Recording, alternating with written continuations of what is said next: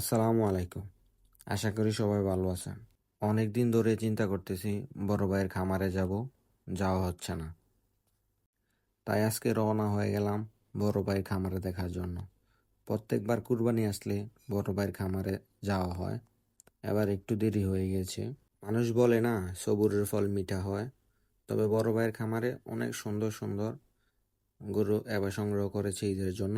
আপনারা চাইলে আসতে পারেন, দেখতে পারেন, ঘুরে যেতে পারেন ইচ্ছে মতো। গত বছরের তুলনায় এবার গরুর সংখ্যা অনেক বেশি, তবে অনেক সুন্দর সুন্দর গরু সংগ্রহ করেছে। গত বছরের তুলনায় এবার গরুর সংখ্যা বেশি, তবে বড় গরুর সংখ্যা অনেক কম। বড় গরু নাই নাই বললে চলে, ছোট গরুর সংখ্যা বেশি, বড় গরু অনেক কম। গত বছর অনেক বড় বড় গরুগুলো ছিল। কিছু গরু দেখলে মনটা শান্তি হয়ে যায়, যেরকম সাদা গরুটা, লাল গরুটা। আর এই বড় ভাইয়ের খামারে গেলে মনটা এমনি ভরে যায় গরু দেখে। আমরা মধ্যবিত্ত খামারি, আমাদের তো এত বেশি গরু সংগ্রহ করা সম্ভব না। তবে মনের শান্তির জন্য মাঝে মাঝে বড় ভাইয়ের খামারে যাওয়া হয়।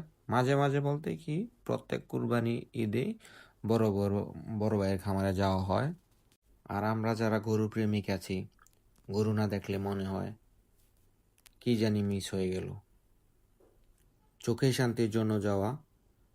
তবে আবার অনেক ভালো ভালো গরু সংগ্রহ করেছে বড় ভাই, যাতে সুন্দরভাবে সবগুলো গরু বিক্রি করতে পারে।